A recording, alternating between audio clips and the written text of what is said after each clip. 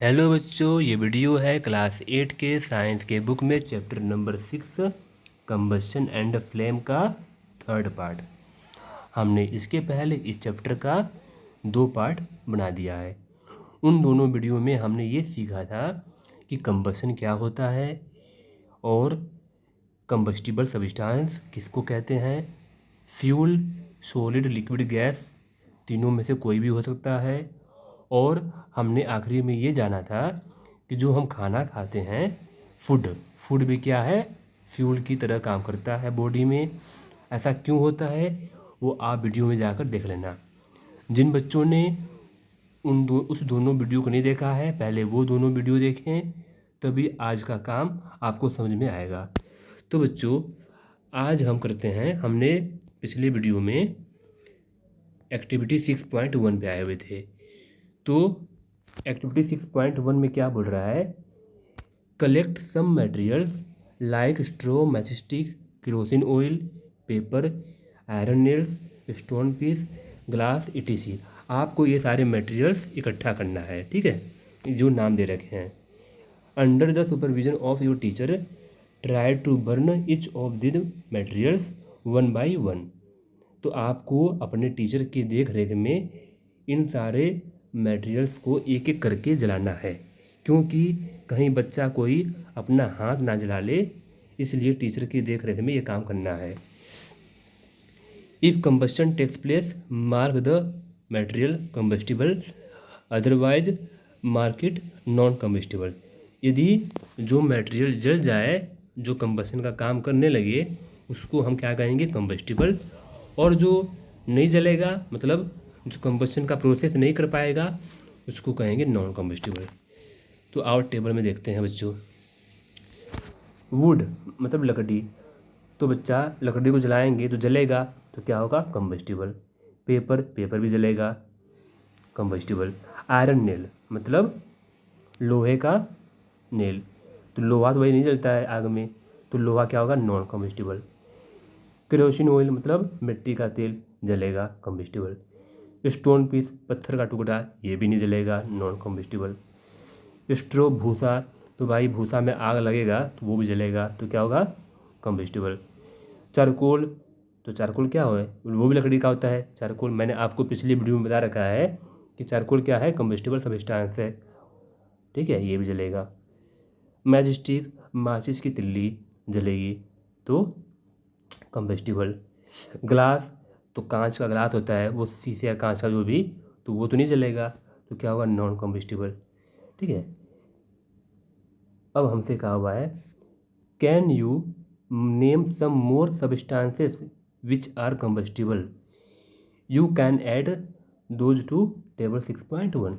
हमसे बोला हुआ है, क्या आप कुछ और सब्सटेंसेस के नाम बता सकते हो जो कंबस्टिबल है, मतलब जो जल सके। ऐसे तो बहुत सारे सब्सटेंसेस हैं, जैसे हम जो कपड़े पहनते हैं, क्लॉथ हो गया, ये भी क्या है, कंबस्टिबल, क्योंकि ये भी जल जाएगा। डीजल हुआ, पेट्रोल हुआ, ये क्या है, कंबस्टिबल हुआ। कोयला हो गया, कोल, ये भी क्या है, कंबस्टिबल है, ठीक है। कैंडल हो गया, ये भी क्या है, कंबस्टिबल। बहुत सारे सब्सटेंसेस हैं जो कंबस्टिबल हैं।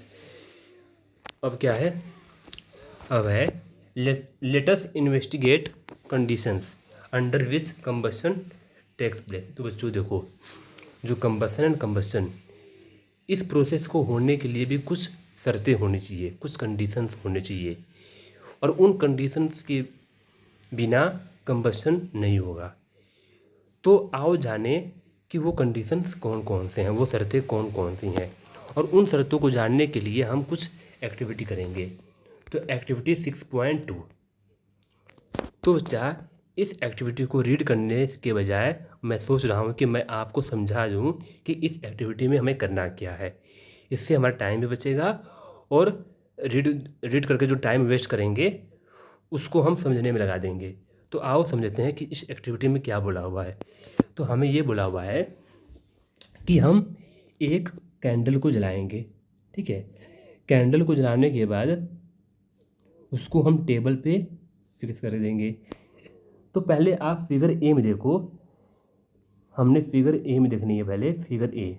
इस फिगर में देखो आप, हमने कैंडल को जलाने के बाद साइड में, इस साइड और इस साइड एक लकड़ी का टुकड़ा, दो लकड़ी के टुकड़े लगा रखे हैं और इसके ऊपर हमने क्या कर रखा है, एक ग्लास की चिमनी रख दी है। ग्लास की चिमनी मतलब ये नीचे से भी खुला हुआ है और ये ग्लास ऊपर से भी खुला हुआ है। तो हम इसमें क्या देख रहे हैं कि ये कैंडल जल रही है।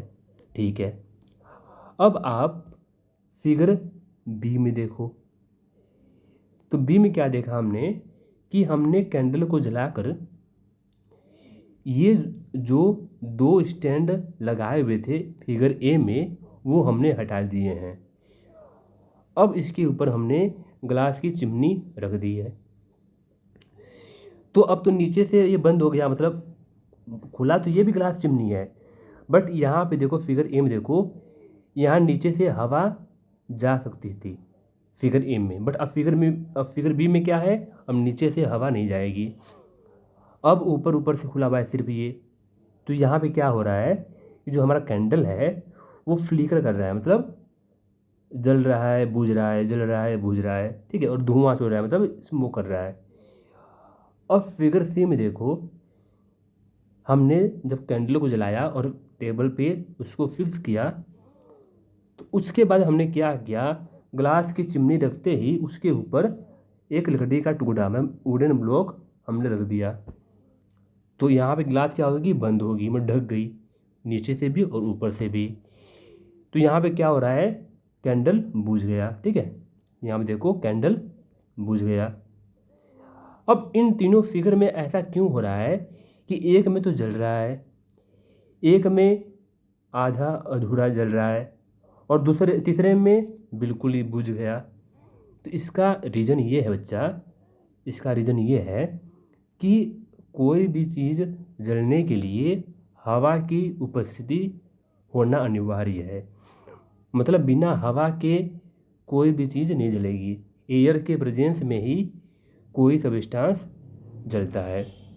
मैंने आपको फर्स्ट पार्ट में भी बता रखा है कि कंबशन क्या होता है, कि ऐसा केमिकल प्रोसेस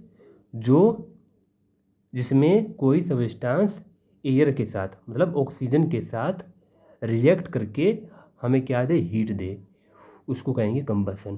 तो यहाँ किसका नाम आया, ऑक्सीजन का, कि ऑक्सीजन के साथ रिएक्ट करेगा। जब ऑक्सीजन ही नहीं होगा तो वो सब्सटेंस नहीं जलेगा। तो हमने फिगर ए में क्या देखा, देखो हमने फिगर ए में क्या देखा कि यहाँ पे ऊपर से भी हवा आ सकती है और नीचे से भी हवा जा सकती है। और हम जानते हैं कि जो हवा होती है, या स्पेशली कहूँ तो गर्म हवा, वो क्या होती है, वो नीचे से ऊपर की ओर जाती है। जब वो नीचे से ऊपर की ओर जाएगी तो हमारा जो फ्लेम बन रहा है कैंडल का, ये भी अच्छे से जलेगा और भी अच्छे से जलेगा।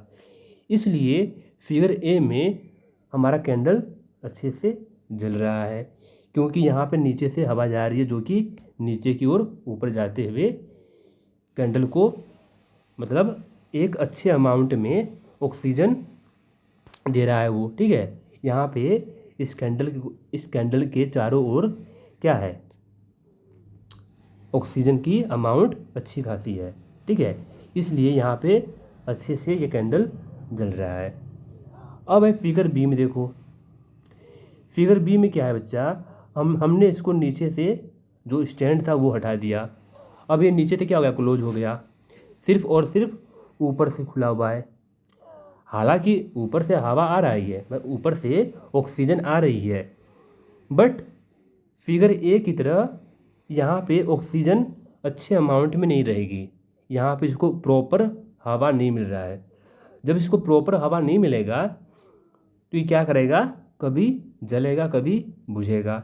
यहाँ पे ऑक्सीजन की मात्रा कम है पिछले वाले के मुकाबले, इसलिए ये क्या हो रहा है, धुआं छोड़ रहा है, मतलब स्मोक कर रहा है।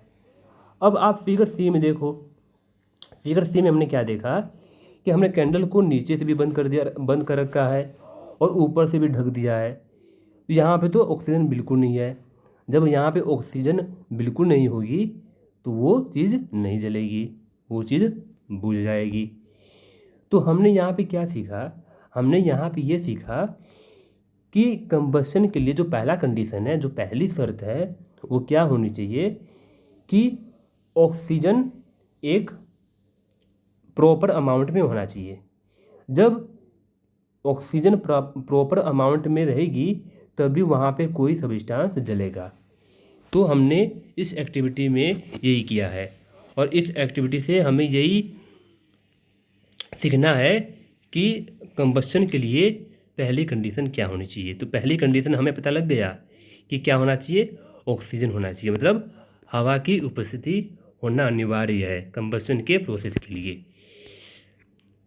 अब हमसे बोल रहा है we find that for combustion air is necessary. तो हमने ये बोला है कि कंबस्शन के लिए जो एयर है, जो हवा है, वो नेसेसरी होनी चाहिए। हमने ये देखा the candle burn freely in case A.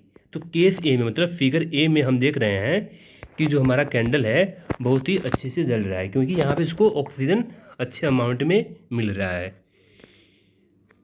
When air can enter the chimney from below. तो हमने देखा है कि यहाँ पे जो हवा है वो बेलो मतलब नीचे से पहुँच रही है और ऊपर से भी आ रही है। In case B when air does not enter the chimney from bellow.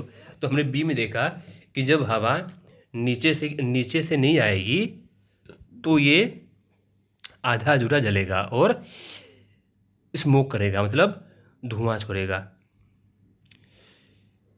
The flame flicker मतलब जलेगा बुझेगा, एंड प्रोड्यूसेस स्मोक और धुआं प्रोड्यूस करेगा। In case see the flame finally goes off because the air is not available. तो हमने क्या देखा कि फिगर सी में जो फ्लेम है वो बिल्कुल ही बुझ जाएगा, मतलब ख़त्म हो जाएगा। वहाँ पे जो कैंडल है वो बुझ जाएगी क्योंकि वहाँ पे ऑक्सीजन नहीं पहुँच पा रहा है, एयर मतलब हवा नहीं पहुँच पा रहा है, हवा नहीं है बिल्कुल भी। तो आप बच्चों को मैं इस एक्टिविटी को एक एग्जाम्पल के साथ और भी अच्छे से समझा रहा हूँ। आपने देखा होगा अपने घरों में नहीं, गाँव में जब हम चूल्हे पर खाना बनाते हैं, वो आग लगाकर लकड़ी में, जब वो नहीं जलती है तो हम क्या करते हैं, हमारे मतलब जो घर गाँव की जो मतलब माताएं बहनें वो क्या करती हैं, वो फूंक मारती हैं, वो चूल्हे में फूंक मारती हैं या पंखे से हवा देती हैं कि ताकि वो जल सके। तो आप देखते हो कि पंखे से हवा देने के बाद वो जो गोबर का गोस्सा है या वो लकड़ी है वो और भी अच्छे से जलता है। ऐसा क्यों? क्योंकि जब हम फूंक मारते हैं या पंखे से हवा देते हैं तो वो ऑक्सीजन और भी अच्छे से वहाँ पे पहुँच पाता है और जिसके कारण वो और भी अच्छे से जलने लगता है। ठीक है, तो यही कारण है कि फूंक मारने से या पंखे से हवा देने से वो और भी अच्छे से जलेगा।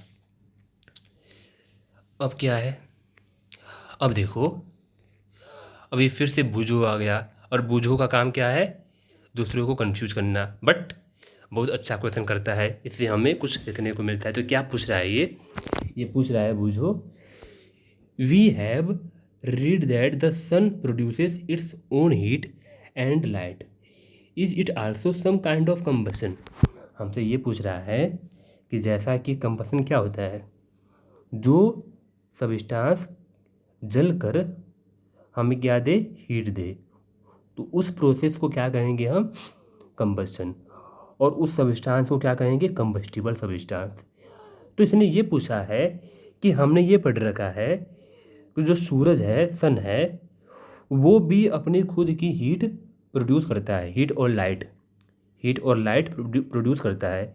तभी तो हम अर्थ पे देखते हैं कि उसकी जो लाइट है वो आती है हमारे पास, ठीक है, तो वो हीट और लाइट प्रोड्यूस कर रहा है।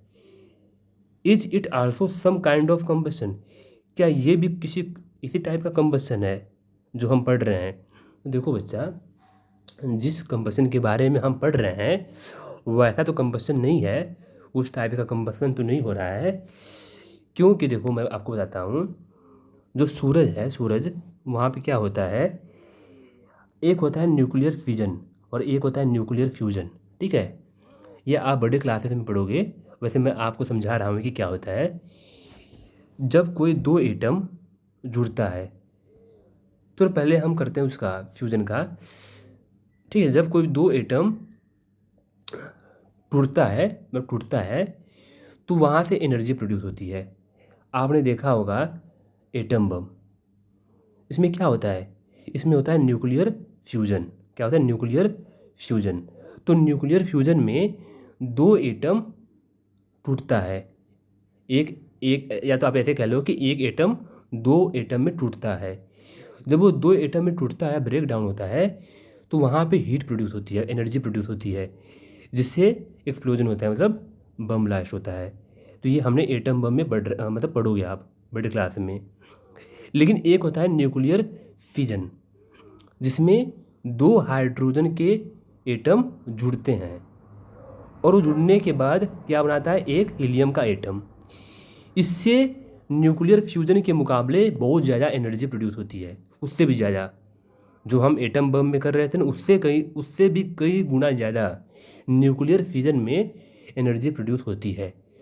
और वो जो एनर्जी प्रोड्यूस होती है, उसके कारण बहुत ज़्यादा अमाउंट में हीट और लाइट प्रोड्यूस होती है।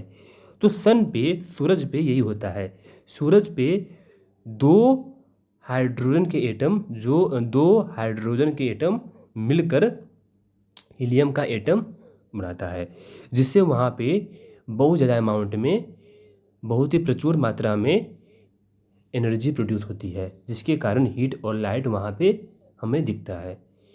तो बच्चा ये आपसे बोला हुआ है, देखो यहाँ पे पहली ने बताया हुआ है, इन द सन, मतलब सन पर heat and light are produced by nuclear reaction. तो वहाँ पे न्यूक्लियर रिएक्शन होता है, ठीक है। और वो कैसा रिएक्शन है कि दो हाइड्रोजन एटम जुड़कर एक हीलियम एटम बनाता है। You will learn about this process in higher classes. तो ये सब बातें आपको अभी ज़्यादा मतलब जानने की ज़रूरत नहीं है, आप ये सब बातें डिटेल में अच्छे से बड़ी क्लासेस में जानोगे। आपको बस ये जानना है कि जो सन पे एक रिएक्शन होता है जिसको कहते हैं न्यूक्लियर रिएक्शन, उसके कारण बहुत ज़्यादा हीट और लाइट प्रोड्यूस होती है, ठीक है। बस आपको ये जानना है। आपकी क्लास के लिए सिर्फ इतना ही है कि जो सन है वहाँ पे न्यूक्लियर रिएक्शन होता है, इसलिए हीट और लाइट वहाँ पे बहुत ज़्यादा अमाउंट में प्रोड्यूस होती है, ठीक है। अब बच्चा एक्टिविटी 6.3। अब इस एक्टिविटी से हम ये देखेंगे कि ये क्या बता रहा है, ये कौन सी हमें कंडीशन दे रहा है। तो पढ़ते हैं इसको।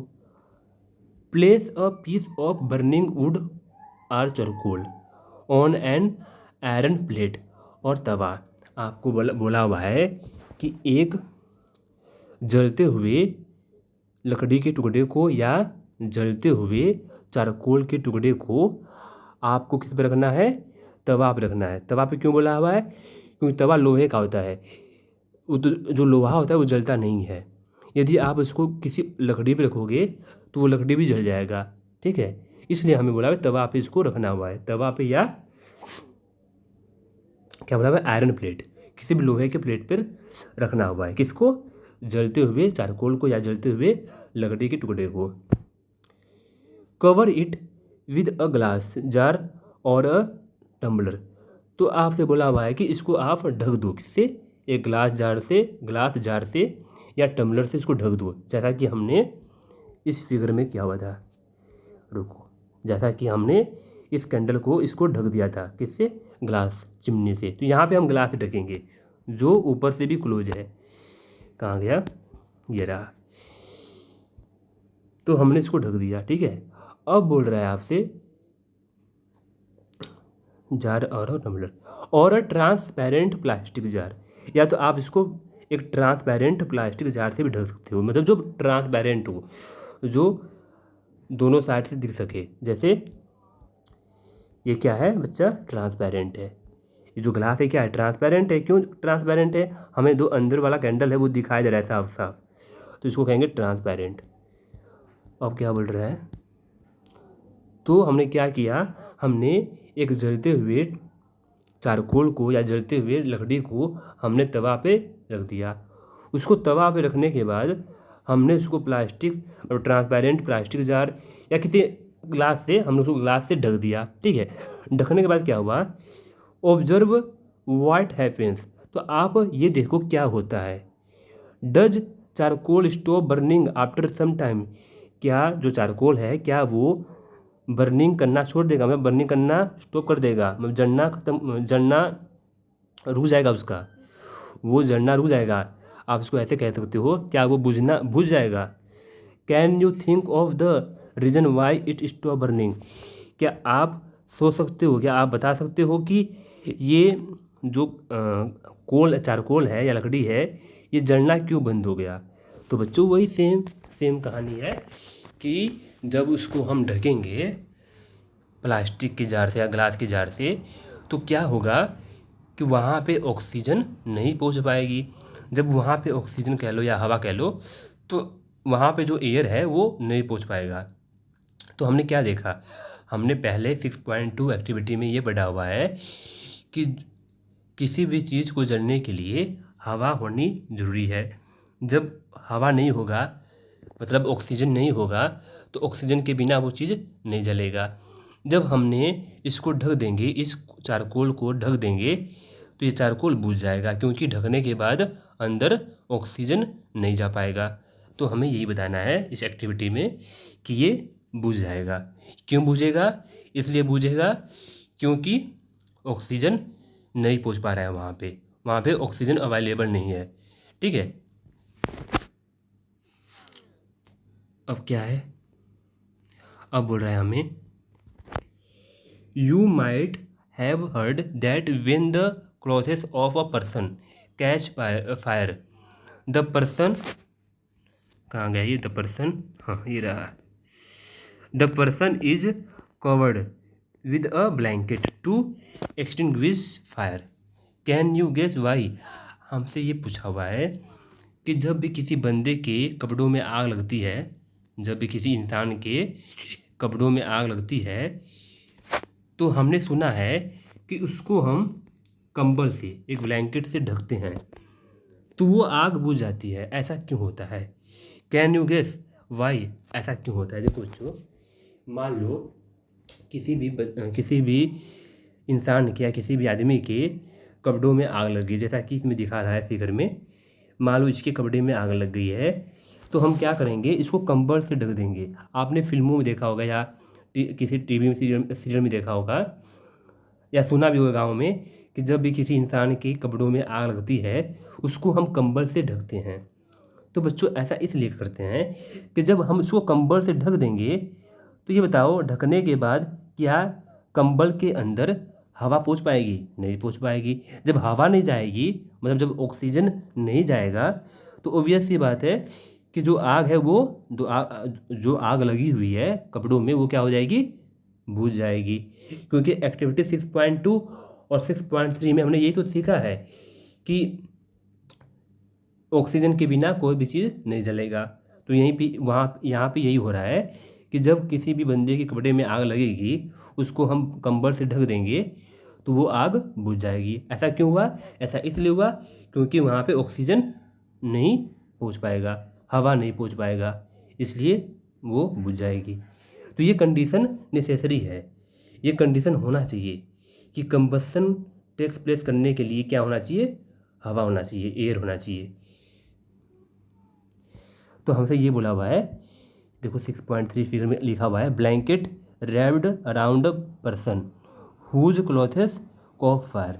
तो हम क्या करते हैं, जब भी किसी बंदे के कपड़ों में आग लगती है तो उसको हम ब्लैंकेट से रैप करते हैं, मतलब ब्लैंकेट से ढकते हैं।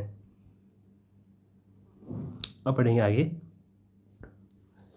Now recall some of your experiences, does a match stick burn by itself. जो बच्चा मैच स्टिक होता है, माचिस की तिल्ली होती है, क्या वो अपने आप जलती है, नहीं। उसको हम क्या करते हैं, उसको हम घिस कर जलाते हैं। जब हम घिसेंगे माचिस की तिल्ली को, तभी तो वो जलेगा। जो मैच बॉक्स होता है, माचिस का डब्बा होता है, उस पर माचिस की तिल्ली को घिसते हैं तभी तो जलेगा, अपने आप तो जलेगा नहीं। तो हमसे पूछा हुआ है क्या वो अपने आप जलता है, नहीं, वो अपने आप नहीं जलता है, उसको हम घिसते हैं। हाउ डज इट बर्न, कैसे जलेगा वो, घिसने के बाद जलेगा। ठीक है, you must have had an experience of burning a piece of paper. तो ठीक है भाई, जब हम बर्निंग जो हम पेपर होता है उसको जब जलाते हैं, उसको हम जलाते भी दिखते हैं, ठीक है, जलते हुए। अब हमसे पूछा हुआ है does it burn when burning match stick is brought near it. बिल्कुल, जब हम पेपर को जब हम पेपर को जलती हुई माचिस की तिल्ली के सामने ले जाएंगे, क्या वो जलेगा? जल जाएगा। अब हमसे पूछा हुआ है can you burn a piece of wood by bringing it lighted match stick near it.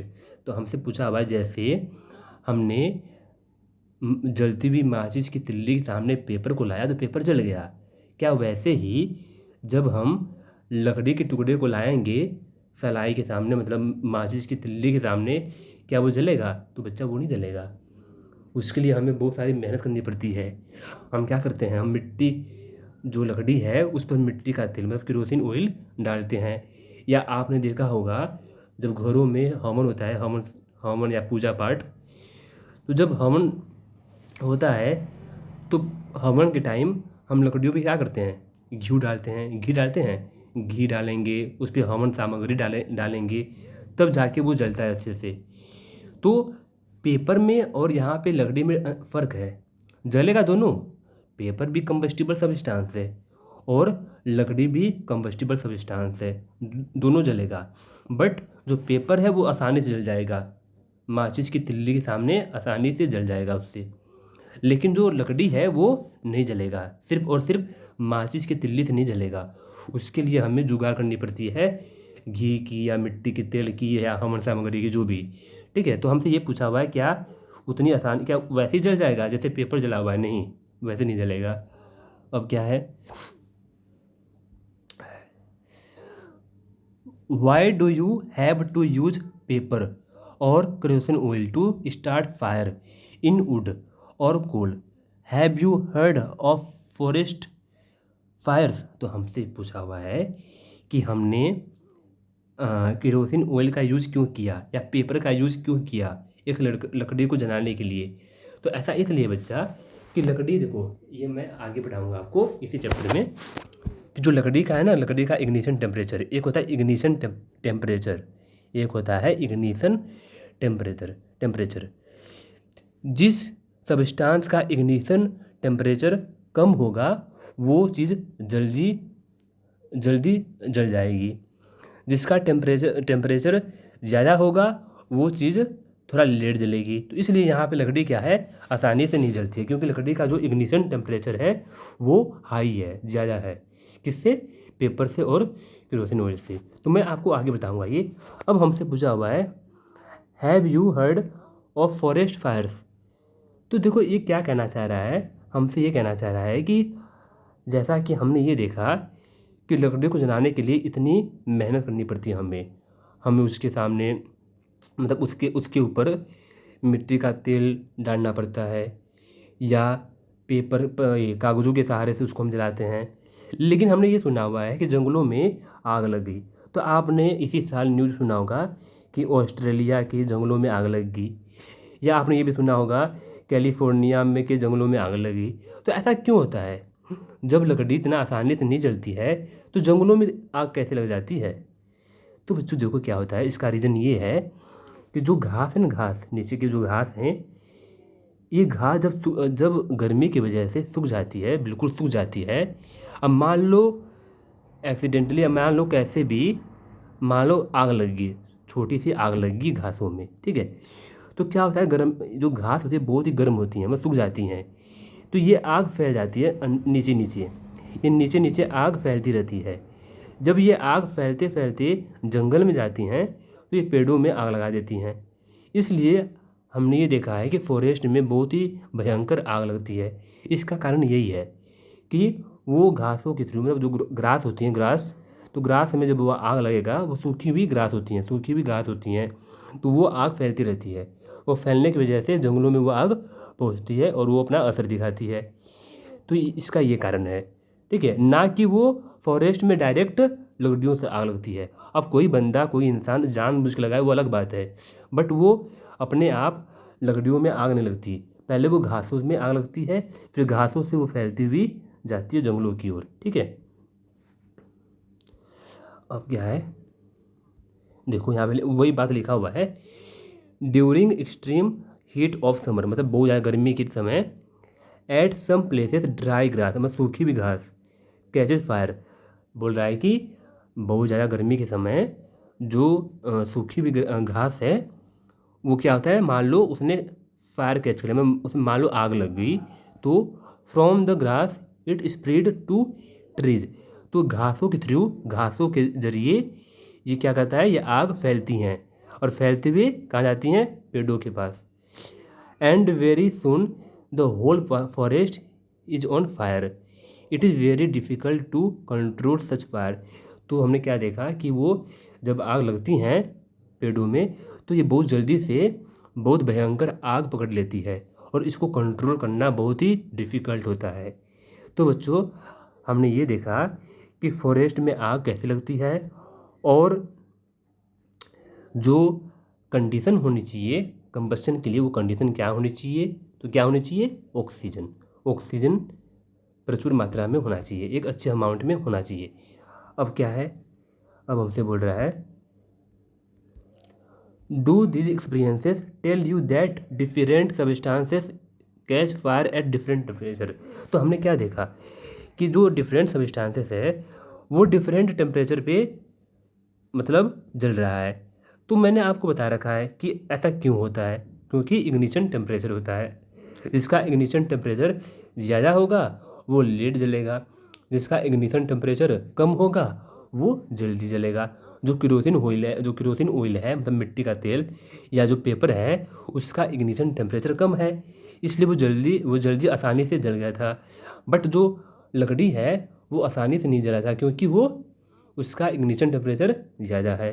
अब क्या बोल रहा है, अब हमसे बोल रहा है the lowest temperature at which a substance catches fire is called its ignition temperature. इसका मतलब ये है बच्चा कि ऐसा मतलब एक लोवेस्ट टेम्परेचर मतलब कम से कम टेम्परेचर पर जब कोई सबस्टांस जलता है तो उस टेम्परेचर को क्या कहेंगे, इग्निशन टेम्परेचर।